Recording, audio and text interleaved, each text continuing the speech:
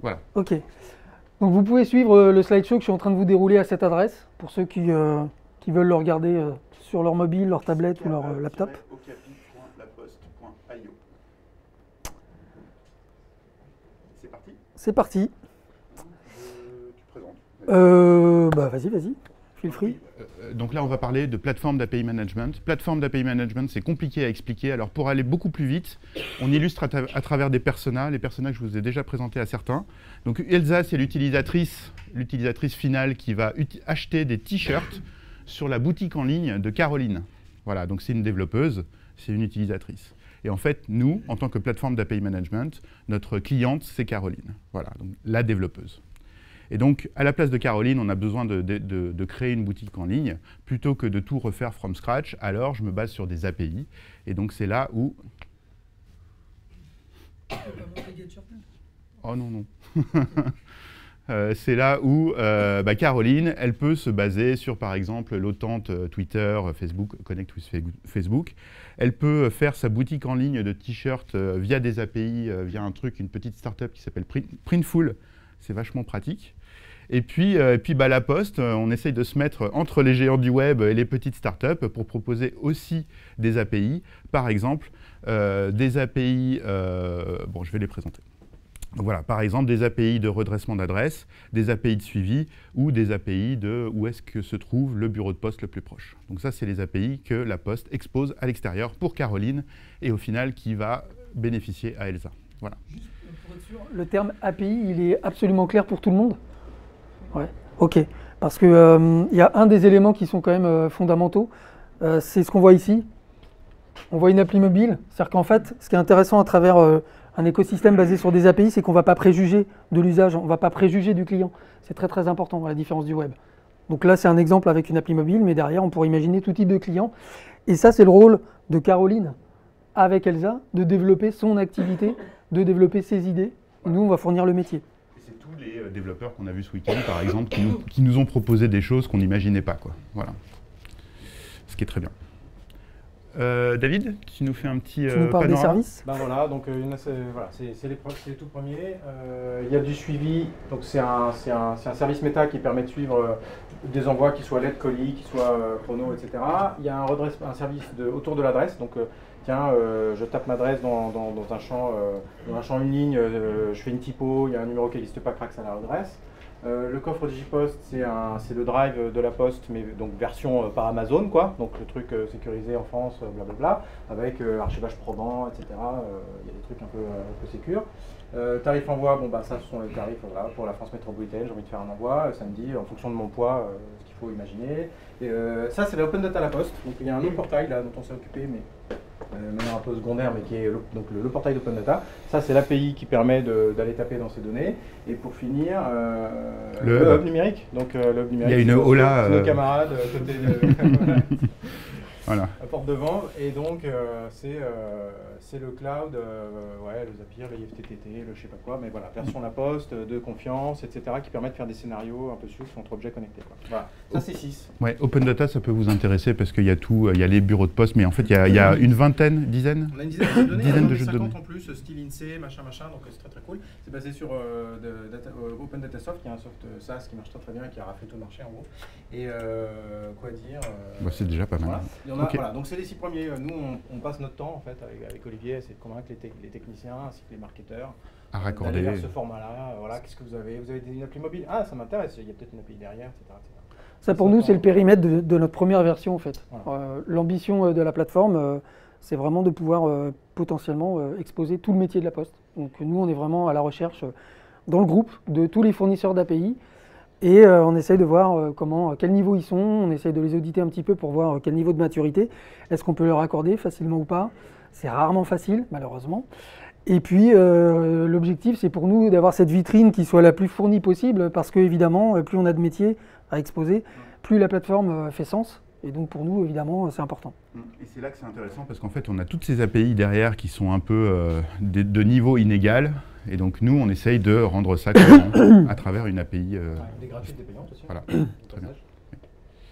OK. Donc, on a un site développeur, laposte.fr, sur lequel on s'inscrit, où on peut se brancher sur les API en direct. On va En self-service, il n'y a pas besoin de remplir un fichier Word pour s'inscrire. Voilà. Derrière tout ça, nous, on a des partenaires. Peut-être qu'on va aller vite sur les partenaires. La slide suivante. Voilà. Donc, La Poste expose des partenaires à Caroline. Et donc, c'est nos Hector. Hector, c'est par exemple, Mathieu est un de nos Hector. Exactement. Tu es identifié. Le hub numérique, on l'expose à l'extérieur à Caroline. Voilà. OK. Bien. Donc, la plateforme. Alors, la plateforme. La plateforme, en fait, elle est composée d'une solution maison. Au départ, en fait, le projet, il a été fait avec une solution du marché. Il y a beaucoup de solutions d'API management sur le marché. Nous, il y en a une qu'on a expérimentée, qui s'appelle WSE2. Bon, on n'a pas été forcément convaincus. Ça s'est soldé plutôt par un échec, ou en tout cas un certain nombre de points qui n'étaient pas satisfaisants. Et ça rejoint ce que tu disais tout à l'heure, c'est-à-dire que dans le groupe La Poste, mais je pense que dans beaucoup de grands groupes français, on va avoir beaucoup d'API, donc il y a un gros patrimoine. En revanche, il y a beaucoup d'hétérogénéité et il y a beaucoup d'API qui ne sont pas à niveau. Donc du coup, il faut une solution capable de fournir pas mal de glue, pas mal d'ouverture, et pas des choses qui sont peut-être plus industrielles, mais par contre qui sont plus fermées et qui tout de suite nécessitent une complexité quand on veut hacker un peu les API. Donc un de nos rôles dans cet écosystème, c'est aussi de pouvoir exposer une API potentiellement vilaine en quelque chose de joli. Donc il faut être capable, et à moindre coût et en étant très réactif, de modifier ça, de gommer quelques défauts. Puis ensuite, on doit être capable aussi de s'adapter à tout type de mode d'authentification. Donc pour ces raisons, on a finalement décidé, quand on a lancé Spock, qui commence à dater maintenant, on a décidé de faire une solution maison. Et donc c'est cette solution-là dont on vous parle. Alors maintenant, on lui a donné un petit nom, elle s'appelle Okapi. Et en fait, c'est le moteur que vous voyez ici. Donc quand je dis le moteur, ça regroupe à peu près tout, sauf le site web dont on vient de vous parler, qui lui-même est client donc de ce moteur. Et dans ce moteur, on va retrouver à peu près les grandes fonctions de l'API management. Mais grosso modo, à ce stade, je ne vais pas commencer à tout détailler, ce qu'il faut comprendre, c'est qu'on va avoir vraiment ces deux personas-là qui comptent. Caroline qui développe des applis pour ses clients, et Hector qui est ici, qui fournit des API. Et donc nous, notre rôle, c'est de rendre possible cette relation qui, a priori, comme ça, sur le papier, n'est pas évidente, entre une start-upeuse et un fournisseur d'API de La Poste. Donc, il y a d'une part un premier point, c'est que Okapi doit servir des applis de Caroline, enfin des Carolines. Donc c'est tout ce qui se passe devant ici. Donc on a ce premier besoin qui est le besoin le plus important parce que c'est ça qui va alimenter le business. Pour nous, l'objectif ultime derrière tout ça, c'est évidemment de créer une nouvelle activité, donc de développer un business autour des API. Donc exposer des API potentiellement payantes. Donc c'est bien ici que ça se passe. C'est là qu'il va y avoir le plus gros flux de consommation. Donc ici, j'ai juste mentionné quelques petits points qui sont importants pour comprendre derrière en termes d'architecture ce que ça implique. C'est qu'il est très très important évidemment sur ce flux d'être disponible, d'être scalable et d'avoir une capacité à monitorer pour pouvoir alimenter correctement le billing et donc la monétisation derrière des API. Donc c'est vraiment les trois critères que j'ai retenus pour faire les bons choix. À côté de ça, on a une autre grande fonction, c'est qu'on va permettre à des Carolines ou à des Hector de s'enregistrer, de s'enrôler, de souscrire à des API, de créer leurs petites applications sur notre plateforme. C'est le site web qui fait ça, mais en réalité le site web il sert de carrosserie, c'est le moteur qui fait tout le boulot. Le site web n'est là juste que pour donner une IHM. D'ailleurs, on pourrait pratiquement la faire en single page application avec un Angular, React, tout ce que vous voulez.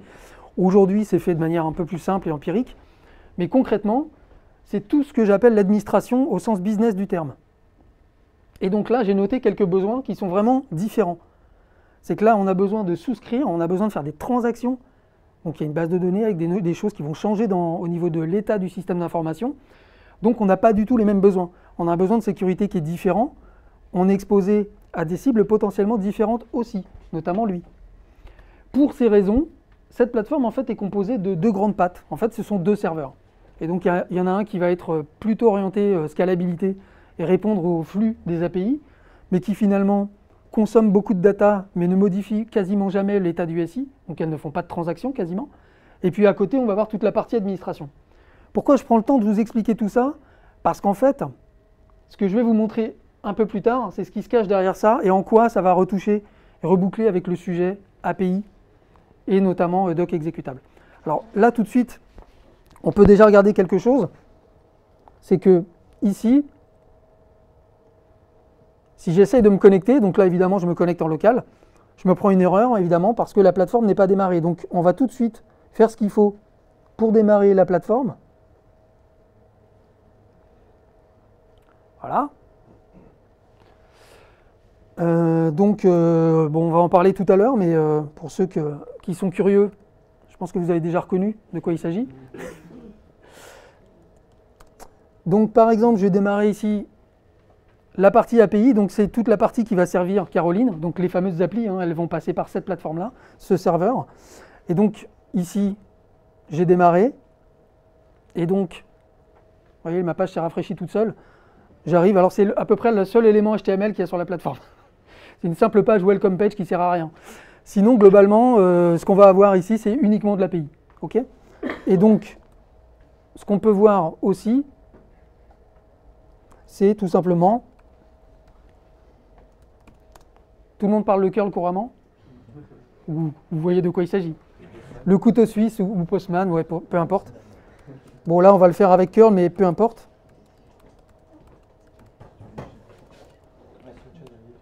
Voilà. Donc là, ce que je viens de faire, c'est juste un appel au serveur avec une ressource qui s'appelle ping, qui n'a aucun intérêt à part répondre avec un contenu vide.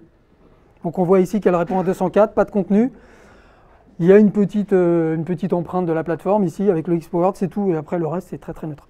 Donc là on voit que la plateforme elle répond.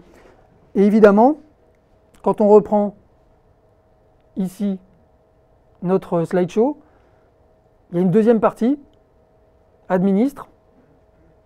Alors là évidemment, ça répond. Voilà. Et en réalité, voilà, on voit bien que ça ne répond plus quand je l'éteins. Donc ici, ce qui est intéressant, c'est que je peux démarrer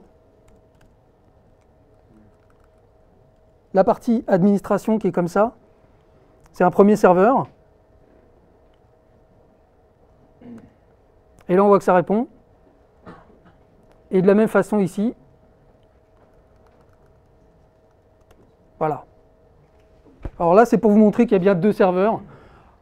Pour l'instant, ce n'est pas vraiment parlant, ça ne sert pas à grand chose que je vous montre. C'est juste que vous voyez, il y a bien un serveur qui s'appelle Okapi Admin et l'autre qui s'appelle Okapi API. Voilà. Donc la plateforme, elle fonctionne de cette manière. Et en réalité, c'est bien pour servir ces deux besoins différents. Et donc ça a des impacts considérables au niveau architecture. Alors, ce qui est intéressant, c'est que on est parti d'un principe de design assez important en considérant que tout ce que savait faire la plateforme devait être exposé sous forme d'API. C'est-à-dire que la plateforme s'expose elle-même. On parle de dogfooding, c'est que l'idée c'est de montrer l'exemple et de se dire, puisqu'on va parler d'API, commençons déjà par nous APIser nous-mêmes. Donc là c'est le cas, 100% de la plateforme est APIsée, absolument tout ce qu'elle sait faire est APIsé. Ça a été défini by design. Donc on parle d'API first dans ce type d'approche. Et donc ça a une conséquence directe, c'est que ça permet d'imaginer ensuite tout type d'interface, de faire plusieurs clients, d'imaginer plusieurs sites web, de faire une appli mobile, sauf que ça on ne l'a pas encore fait. Mais on se donne le temps d'eux. Donc c'est un choix d'archi classique. Derrière, évidemment on ne va pas faire du curl tout le temps, donc on a aussi quelque chose qui pour moi est assez pratique au quotidien. Il y a un client. C'est un curl amélioré, hein, mais c'est une ligne de commande aussi qui a été faite pour aller plus vite, pour interagir très très vite avec la plateforme et pouvoir rapidement administrer justement, puisque l'idée au départ c'est qu'on n'avait pas forcément de site web, donc au début ça s'est fait que comme ça. Donc l'idée c'est d'alimenter le modèle, de s'enregistrer, de faire tout ce que fait le site web, mais via une simple ligne de commande qui sert de client API. Alors ce client API, il est assez simple. Il est lui-même développé en Node.js aussi, on va en parler après. Et il me permet de voir par exemple les environnements. Donc je peux switcher, là je suis en développement, je peux aller en recette, en pré-prod, en prod, etc. Et puis je peux par exemple, qu'est-ce que je vais faire? On va faire un ping. Voilà, donc là ça me renvoie empty parce qu'il n'y a pas de body. Voilà, je peux avoir quand même l'équivalent du code status. Ça parle surtout le JSON, hein. Il y a plein de choix qui ont été faits pour que ça colle aux besoins de la plateforme, donc il y a des simplifications. Mais sinon, c'est un curl amélioré. Et d'ailleurs, on peut faire simplement ceci, par exemple. Voilà. Donc là, je reçois une réponse en JSON. Alors désolé, c'est pas très agréable. En fait, là, ce que j'ai fait, c'est que la méthode, elle est optionnelle, mais j'ai fait un get sur la ressource API du serveur de dev. J'ai pas à taper l'URL, voilà. C'est juste des petites facilités pour aller vite. Vous voyez? Et là, ce que je reçois, c'est un tableau d'API. Et ce que vous voyez ici, c'est ce qu'on vous a présenté dans le slide tout à l'heure.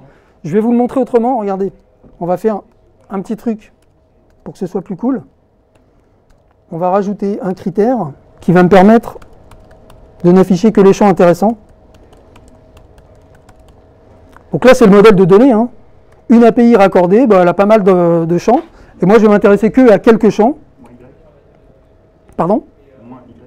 Voilà, donc là, on l'a en JSON, c'est déjà un peu plus digeste. Et maintenant, puisqu'on a prévu, si je mets un petit Y, je l'ai en YAML. Beaucoup plus lisible. Donc là, vous voyez concrètement en live les API raccordées sur l'environnement de développement. Et comme on a Internet, on peut même s'amuser à faire un truc. Allez, soyons fous. Là, c'est de la prod. En vrai. OK? Alors, voilà ce petit client. Et en fait, l'intérêt, c'est ça. Si je n'avais pas ce client et que j'utilisais curl, alors il y a un petit switch to curl. Hein, voilà ce que j'aurais dû taper. Ça, c'est la commande curl qui fait la même chose. Bon, l'avantage, c'est que curl, tout le monde cause le curl couramment. Donc, je ne veux pas imposer le client. Donc, moi, je fais pardon. Je fais des to curl partout parce qu'évidemment, ça parle quand on veut communiquer à des gens. Donc, vous voyez ici qu'on a l'adresse du serveur, que j'ai une clé. Donc, je me suis authentifié avec du basic auth, etc. Donc là, je suis en train de taper sur la partie admin. Et d'ailleurs, si je reprends la requête de tout à l'heure avec l'environnement de production,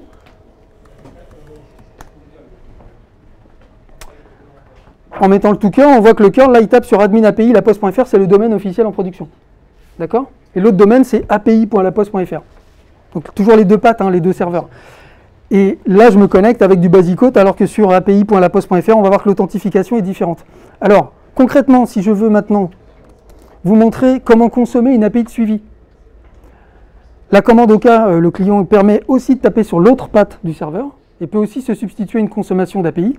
Pour ça, il suffit de lui rajouter un switch comme cela. On donne le nom de l'API, la version, et normalement, ça ne marche pas. Alors pourquoi ça ne marche pas? Parce que je suis en développement et que je n'ai pas lancé le serveur d'API. Il y a le serveur d'admin qui tourne, mais pas le serveur d'API. Voilà, il faut se réveiller. Donc, je vais vous le montrer en prod, ça sera plus simple. Voilà. Donc là, j'ai une réponse de la vraie API qui est connectée derrière de suivi de colis. Et qui me dit, bah, c'est pas bon, il manque un paramètre, le numéro de suivi. Donc, je vais le rajouter.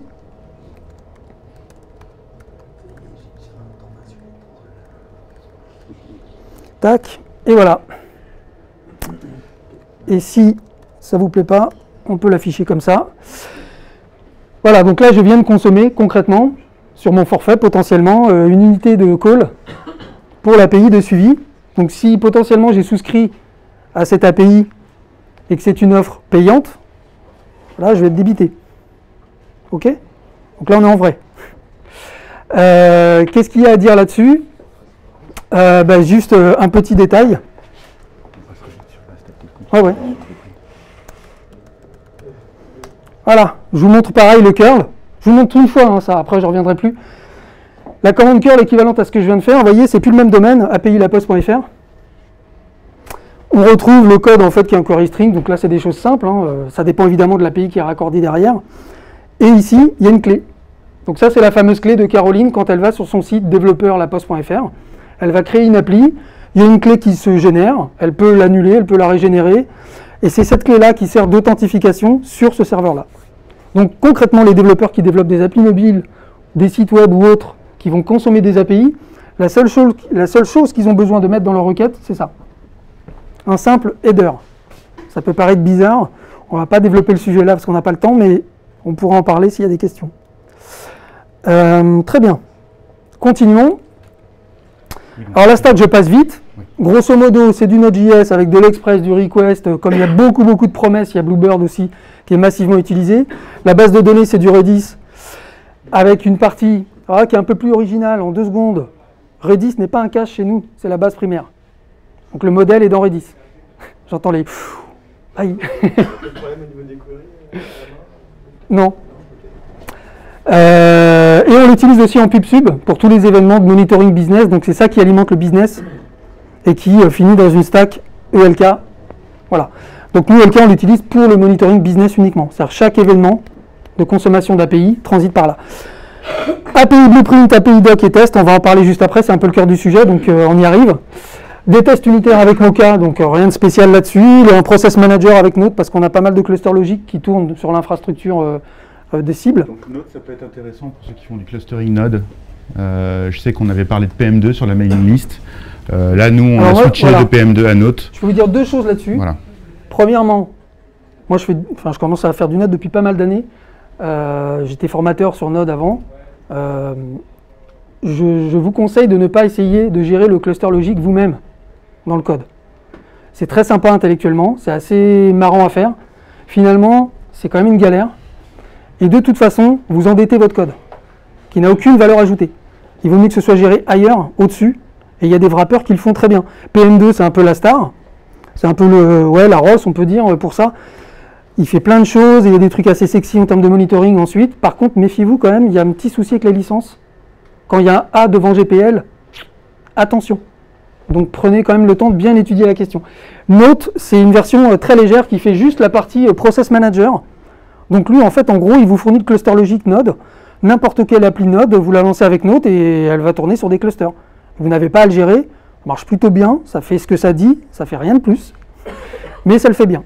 Donc nous, on a choisi de switcher là-dessus. Du coup, on profite de tous les cœurs de notre serveur de prod. Voilà, l'objectif, c'est d'optimiser le parallélisme au niveau des corps, des processeurs, et de pouvoir facilement... Enfin, il y a 2 objectifs. Optimiser par rapport à l'infra, et l'autre, c'est peut-être le plus important, être en capacité de faire du zéro downtime deployment, accessoirement. C'est quand même ça le vrai cœur du sujet. Alors donc voilà, le décor est planté, donc maintenant on arrive au cœur du sujet. Donc, je vous synthétise le truc. En fait, l'idée, là ça commence à dater, c'était au mois de juin. On a donc conçu ce que je viens de vous dire. C'était dans les esprits, l'archi, mais c'est pas encore implémenté tout ça. Il va falloir le faire. Et à côté de ça, on doit faire le site web très vite. Et donc le site web, on l'a sous-traité. On a des partenaires qui nous ont fait ça très bien. Classique, WordPress avec un peu de hack pour faire les appels Ajax. Grosso modo, eux, ils sont sur les starting blocks, ils sont nombreux et ils partent. Et du côté plateforme, je suis un peu tout seul. Enfin, on va dire que voilà, je me retrouve en mode OK, ils vont faire le site web et ils me disent bon, OK, alors l'API, elle est où? Eh ben, elle est dans ma tête, c'est tout. Et il y a beaucoup de ressources. Tout ce que fait le site web, l'enrôlement, réinitialisation d'email, mot de passe, tous les trucs classiques que vous voyez dans un web normal. Et puis tout ce qui est provisioning des tokens, la sécurité, etc. Donc, on dit go pour le dev du site web avant la plateforme. Donc là, on développe le site web avant. OK, j'aime bien les défis. Et puis bon, après, ça c'est les petits détails. Mathieu comprendra pourquoi, au départ, on nous disait, et le délai, c'est 3 semaines. Donc ça, c'était au mois de juin l'année dernière. Et donc, ce qui me fait une transition pour donner un petit guide de survie en environnement hostile. Alors, c'est ce que donc nous, on a fait, c'est ce qu'on a vécu. On s'est dit, OK, on fait la doc admin, on fait la doc de l'API d'admin, mais on va faire en sorte que ce soit une doc exécutable. C'est-à-dire que je puisse m'engager fortement dessus et dire, partez avec la doc, je vais vous donner les moyens d'avoir un serveur alors que je ne l'ai pas fait. Et vous allez le faire, votre site web, en vous appuyant sur un serveur de test. Pour démarrer, laissez-moi le temps comme ça de bootstrapper, laissez-moi quelques jours pour démarrer l'implémentation. Mais eux, ils démarrent avant. Donc, on livre la doc aux équipes dev API Front. API Front, comprenez dev web, mobile, enfin, on peut imaginer ce qu'on veut, ceux qui consomment l'API. OK ? Et ça, c'est le point important, évidemment, parce que ça peut faire sourire, garantir le respect du contrat. N'importe qui a fait des projets ou qui connaît un peu les API, ça fait un peu sourire. Un projet d'intégration, garantir de manière ferme un contrat. Alors, évidemment, ce n'est pas totalement le cas, je ne vais pas mentir. Mais honnêtement, plus de 90% de ce qui a été produit dans la doc initiale, avant même d'avoir pondu le moindre ligne de code, a été garanti et est resté fiable. Après, c'était plus des volontés d'évolution. Donc, grosso modo, on peut dire oui, c'est possible. véritablement, et on va voir comment on peut s'en débrouiller. Initier un harnais de test API, c'est très important, on va voir après pourquoi, mais je pense que vous le savez déjà. Ensuite, on implémente. Alors là, on y va, hein, on code la plateforme avec ce que je vous ai montré, on refait l'archi, etc. On implémente, on vérifie la conformité au contrat, ça commence à être intéressant. C'est-à-dire, comme on a fait un contrat, on se dit, je vais commencer à me vérifier moi-même. Est-ce que je suis bien conforme à ce que j'ai spécifié? Classique. Et puis, on va dire qu'on itère de 4 à 6 comme ça. Et alors, l'essence du sujet, là, c'est de dire, pour faire ça, API Blueprint est ton ami. Il y en a d'autres. Il y en a pas mal parmi vous qui doivent connaître Swagger, j'imagine. Ceux qui font du Java, par exemple. Déjà fait du Swagger. Au hasard. Il faut lever la main. Voilà. Donc, tout le monde. Donc à la fin de ce talk, vous ne ferez plus de Swagger, vous ferez que de l'API Blueprint. Non, je plaisante. Alors, API Blueprint, qu'est-ce que c'est? C'est une description, c'est une norme.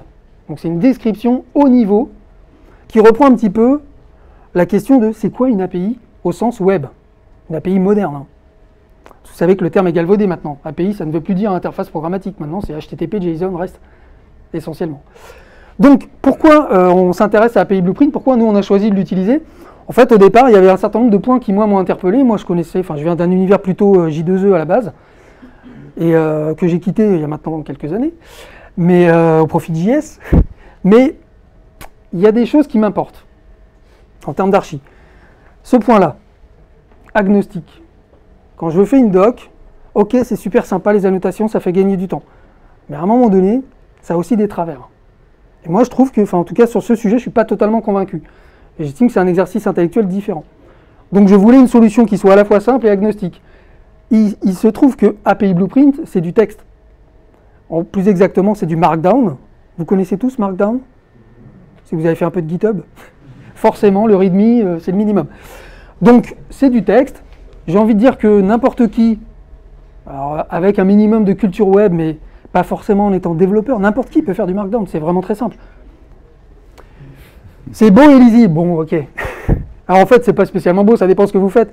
Ce qui est intéressant derrière ce sujet, c'est quoi? C'est qu'en fait, passer d'un Markdown à du HTML, vous le savez plus ou moins déjà, le rendering il est super simple. Il y a plein de solutions, donc c'est pas une douleur. Et potentiellement, si on a le bon outil, les bonnes feuilles de style, etc., on peut vraiment arriver à un résultat sympa.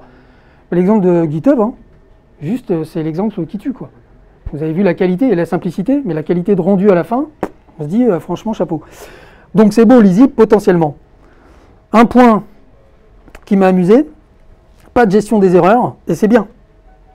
On va se dire, mais il est fou. En fait, là, je fais une petite attaque personnelle sur les débuts de Swagger. En fait, Swagger, quand ça a été créé, ils ont tout de suite créé des erreurs. Ça a été pensé par des développeurs Java. Donc on fait des erreurs, et puis ensuite il y a les réponses.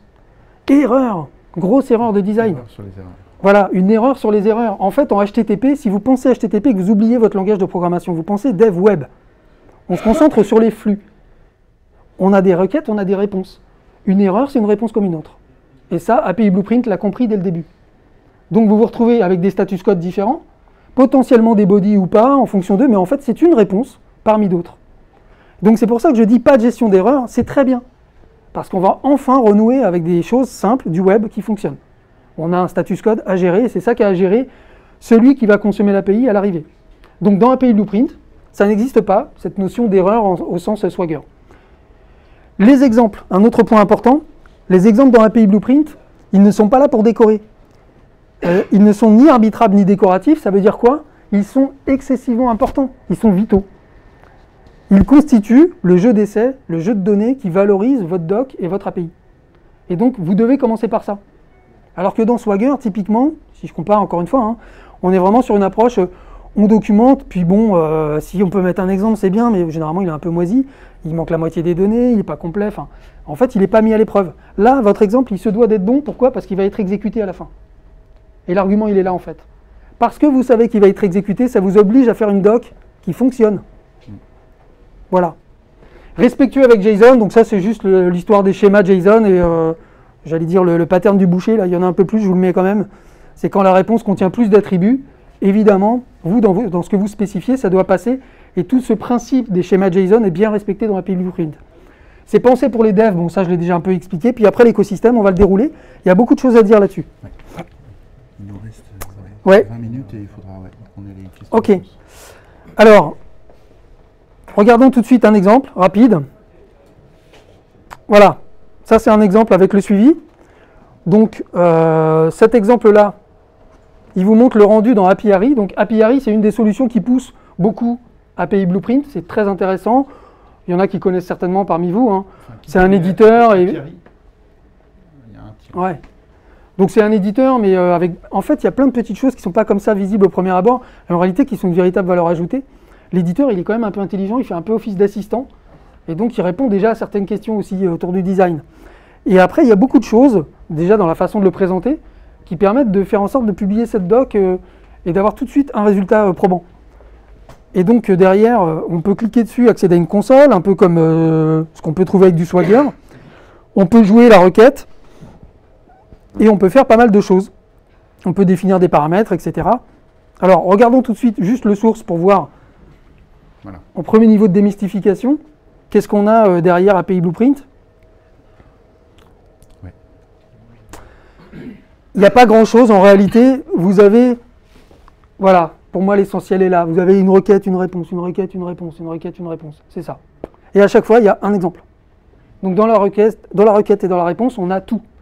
Ça veut dire que s'il y a un en-tête, il faut le mettre. Dans la réponse, s'il y a un code statut, on le met. S'il y a un en-tête qui correspond au type du body, on le met et on le met de manière complète. De manière complète, c'est-à-dire que là, si j'enlève le charset, ça ne marche plus. Donc le body, pareil, doit être exhaustif. Et puis, bon, on enchaîne comme ça les ressources. Donc c'est très simple. Évidemment, tout ça, après, c'est aussi du texte avec des zones libres. Donc on peut rajouter un peu de texte qui apparaît. Donc effectivement, dans cette doc, le rendu est un peu light. Mais ce qui est intéressant, c'est toute cette partie-là. Donc on spécifie réellement les requêtes et les réponses. C'est très simple. Il suffit de maîtriser un petit peu les niveaux d'en-tête au niveau de Markdown.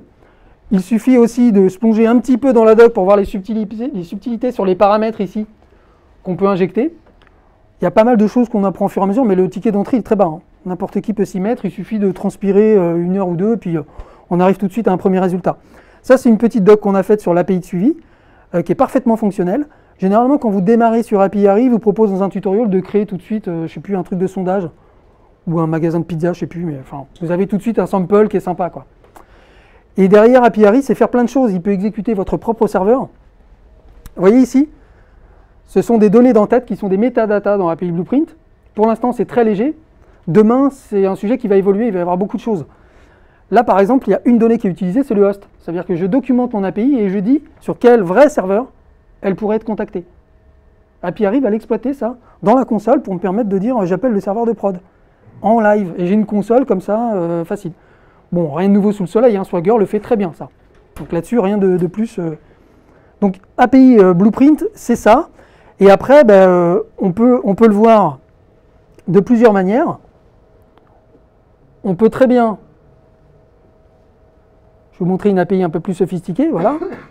Donc la fameuse doc de la plateforme dont je vous ai parlé, la voici. Donc c'est cette doc qui a été envoyée aux développeurs web. Donc là, il y a beaucoup plus, évidemment, de ressources. Encore là, elle n'est pas complète. Donc on a des ressources un peu du crude hein, sur des rôles, des users, les choses un peu fondamentales qu'on va retrouver à chaque fois. Voilà, alors à chaque fois on a les paramètres, on essaie de faire une doc complète. Le fait qu'il y ait tous ces outils derrière qui font que tout est correctement interprété vous oblige un petit peu à faire l'effort de doc, à structurer le minimum, les paramètres, etc. Parce que vous avez des features derrière. Si vous ne le faites pas, vous perdez l'intérêt. Et donc ça, c'est un bon moteur en fait quand on fait de la doc. C'est là qu'on commence à toucher la notion de doc exécutable. Donc voilà, il y a beaucoup de ressources ici. Le rendu est plutôt sympa. Et normalement, je pense que je peux vous montrer voilà, une version. Voilà, là je vous montre exactement la même doc. Alors vous n'allez pas vraiment la reconnaître.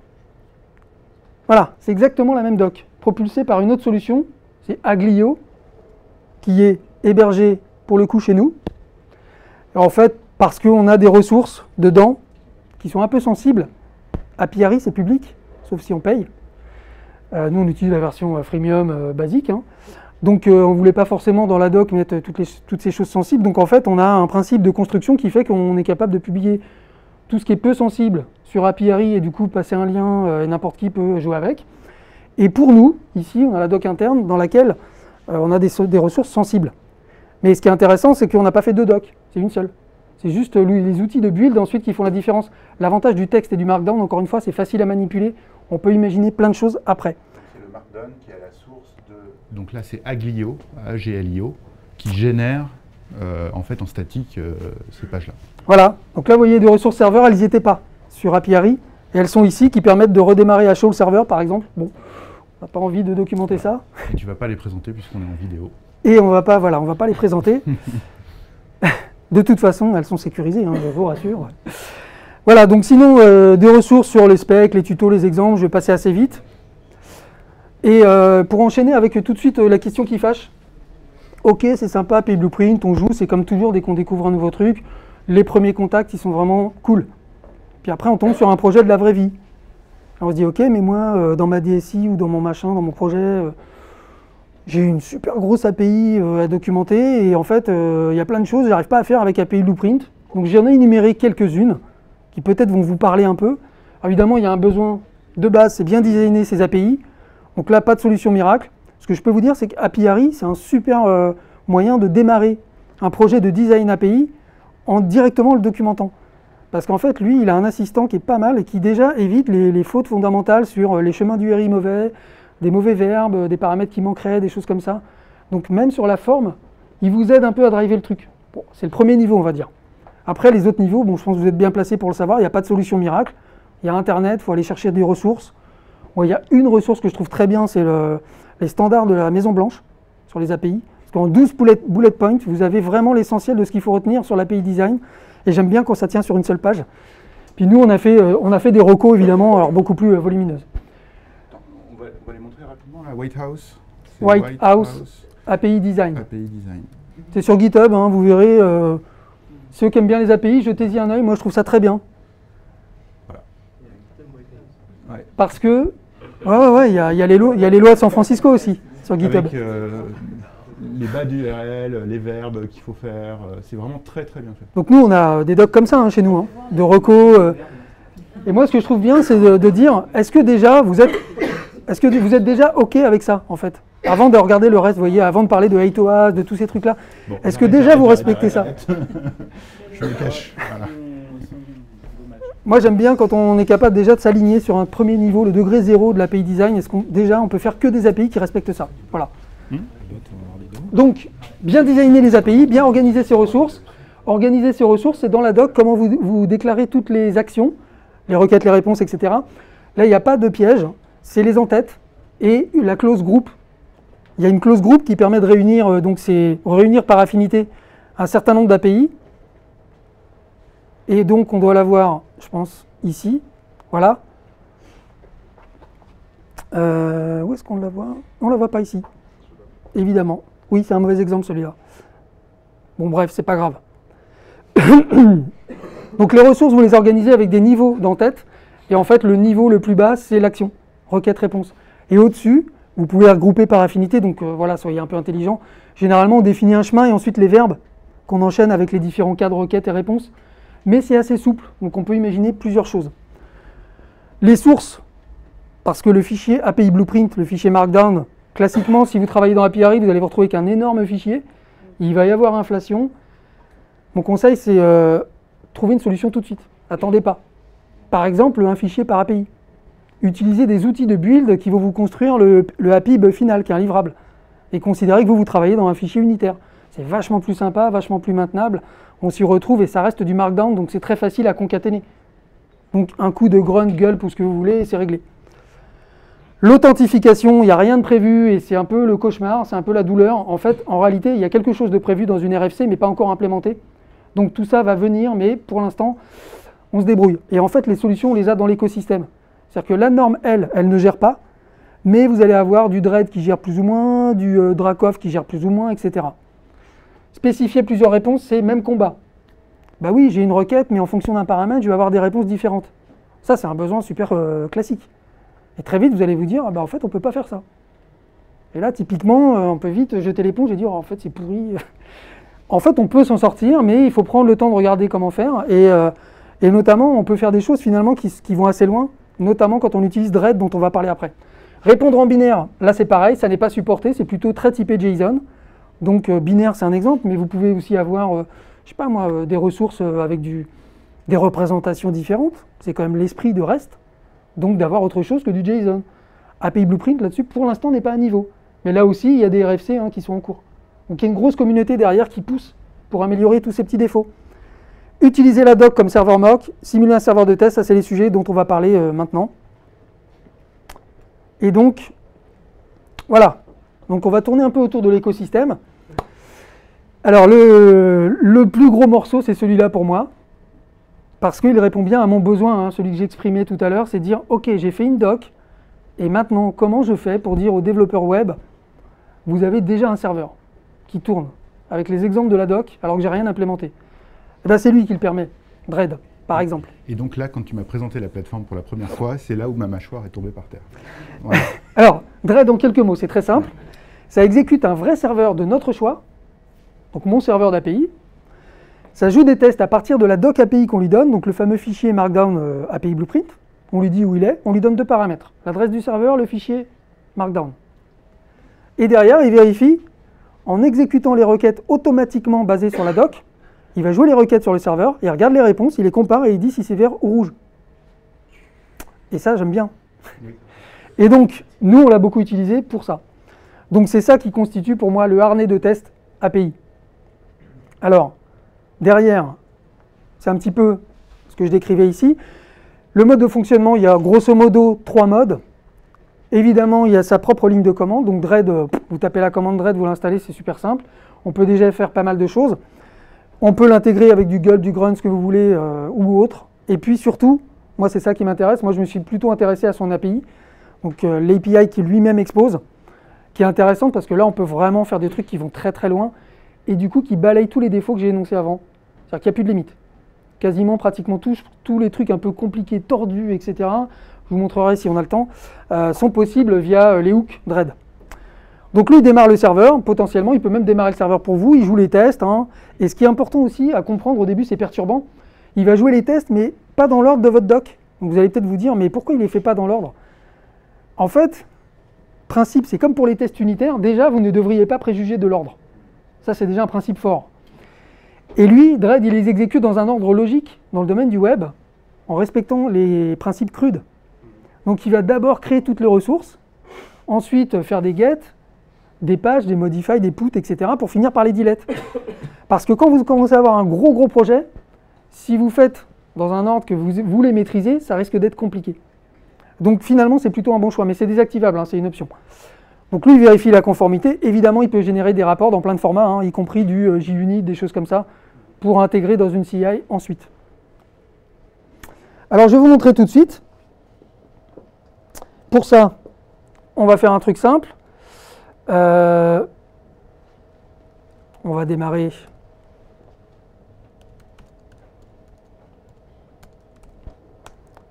mon petit serveur API.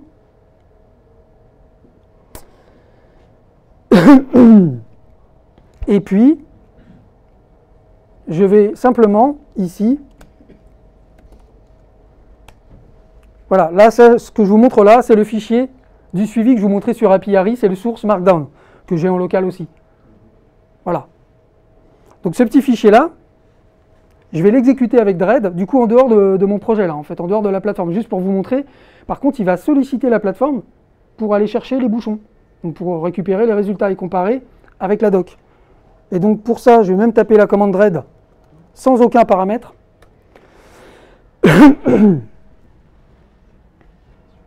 Voilà. Donc ce que vous voyez ici, il y a des petits warnings, on pourra en reparler. Si vous commencez à avoir des vrais projets d'API, vous aurez toujours des warnings. C'est pas grave.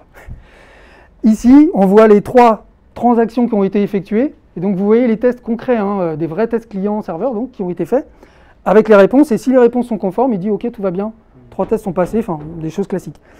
Les 3 tests que vous voyez, évidemment, correspondent à ce qu'on a vu. Donc ici, les fameuses 3 ressources. Donc voilà comment ça peut fonctionner très simplement. Alors là, je n'ai pas configuré Dread parce qu'il permet de définir un petit fichier YAML dans lequel il y a une conf par défaut où on peut aller vite. Il y a une commande Dread init. Vous Vous suivez le tutoriel en gros, hein, et il vous fabrique ce truc. Et puis derrière, vous pouvez injecter des headers. Vous voyez là, j'ai injecté une clé, par exemple. Parce que mon vrai serveur, lui, il veut une clé. Hein. Donc voilà. Et puis je lui dis où est le fichier blueprint, où est le serveur. Là, c'est du local, mais ça marcherait avec n'importe quel serveur.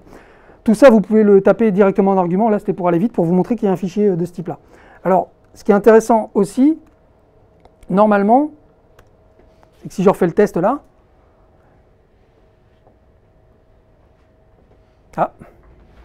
voilà. Là, parce que je l'ai configuré avec un reporter type API. Bon, API Blueprint, on sent vraiment qu'il y a des liens forts entre les deux. Hein. Je peux voir les résultats de mes tests sur cette adresse directement. Donc sur le site d'API, je verrai le résultat, il est stock, etc. Mais ça, c'est une possibilité, vous n'êtes pas obligé de l'utiliser. C'est un truc rapide et cool qu'on peut directement exploiter. Et ici, si je regarde d'ailleurs dans test, quelque chose me dit que... Voilà, vous voyez ? Vous les voyez là, mes tests, ceux que je viens de jouer là, à l'instant. Ils apparaissent là.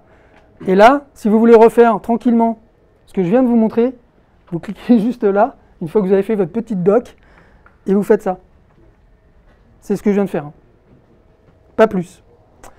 Donc voilà pour Dread. Maintenant, ce qui est intéressant, c'est de se dire, ok, mais si je modifie, alors je vais modifier juste un élément, par exemple simple,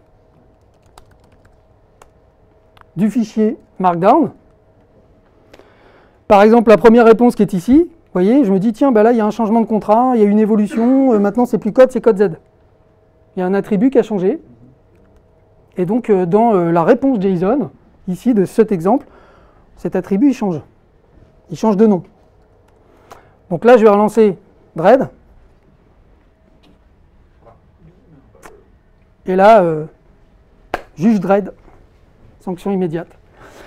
Donc j'ai un échec. Il me dit évidemment le expected actual, donc c'est très proche de test unitaire, hein, ça ressemble beaucoup en principe. Et voilà, vous avez la log ici avec des fails, etc. Et donc il vous dit c'est pas bon. Donc voilà, vous comprenez bien l'intérêt en termes de harnais de test. Et donc si je mets ça, évidemment, ça va revenir. À savoir que tous les attributs supplémentaires, évidemment, seraient supportés. Hein. Si le serveur envoie des attributs que je n'ai pas dans ma doc, c'est compatible en termes de schéma JSON, donc il ne va pas broncher. Vous voyez ce que je veux dire? Les valeurs ne sont pas testées. Donc là aussi, hein, sinon ça serait inextricable, ce serait mettre la barre trop haut. Donc lui, c'est la structure qui vérifie. Est-ce que le flux réponse est bien conforme au schéma? OK? Et je vais vous montrer maintenant... Voilà, si on a un petit peu de temps pour le mock. Je vous montre un exemple plus complet sur la plateforme. Donc sur la plateforme, c'est un peu plus compliqué. Moi, je n'utilise pas la commande Dread, j'utilise l'API Dread qui est embarquée dans mes tâches Gulp, etc. Donc là, ça va cracher. Parce que là, je lance les tests avec la génération de la doc, donc la construction de tous les petits fichiers API pour en faire un seul, etc. Et là, vous voyez, ça démarre. Voilà. Donc là, je viens de lancer tous les tests de la plateforme. 150 tests. Il y a 150 tests API qui sont exécutés via Dread. Et évidemment, qui sont intégrés dans la CI de manière automatique. Alors, on va enchaîner tout de suite pour vous montrer peut-être le dernier composant, enfin un des plus importants aussi dans la même lignée. Si vous voulez juste répondre aux besoins de simuler des bouchons, enfin, répondre des bouchons, pour une API donnée, il y a un autre composant, alors qui pour moi est beaucoup moins abouti, mais bon, ça fait quand même le job, ça s'appelle Dracoff. Lui, son rôle, c'est vraiment de dire, je prends une doc API Blueprint, je regarde les réponses, et j'en fais un serveur de mock. Et derrière, bah, ça peut être pratique aussi pour pouvoir facilement prototyper quelque chose, etc. Donc lui s'utilise aussi en ligne de commande ou via un middleware express. Donc comme ça, on peut l'intégrer dans une archi qui existe déjà. Donc pour pouvoir vous montrer ça, je vais faire toujours pareil. Je vais démarrer un petit serveur API. Voilà. Ici, on va reprendre une consommation d'API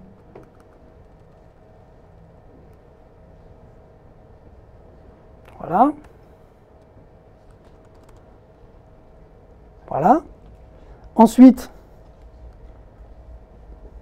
je vais vous montrer, ça c'est une vraie consommation d'API. Et donc maintenant, ce que je vais vous montrer, oups, ah, j'ai fait une bêtise là. Maintenant, ce que je vais vous montrer, voilà.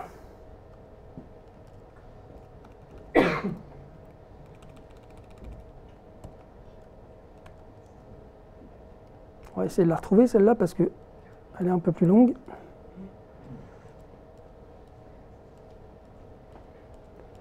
Je vais vous montrer un exemple de consommation d'API avec finalement avec le mock.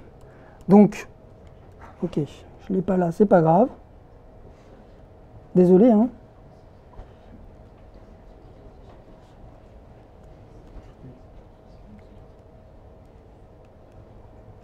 Voilà. Voilà. Donc, je vous montre un exemple ici qui est différent dans le sens où là, j'exécute aussi une consommation d'API. Mais ce que je veux, c'est ne plus consommer la vraie API qui est raccordée derrière. Ce que je veux, c'est consommer en fait juste un bouchon. Donc ça m'évite de consommer partout, d'aller appeler toute la chaîne. Et donc sur la plateforme, en tout cas nous ce qu'on a mis en œuvre, mais on pourrait imaginer plein d'autres modalités, c'est qu'en fait on rajoute ici simplement un en-tête dans la requête, x au capi mock à true. Et du coup on appelle le même chemin avec les mêmes données. Et ici on récupère une réponse qui est en fait un mock. Et comment on le voit que c'est un mock? Regardez la date du suivi de colis. Le 6-3 c'était hier. Voilà. Et ça nous on n'a pas de jeu d'essai avec des dates aussi récentes.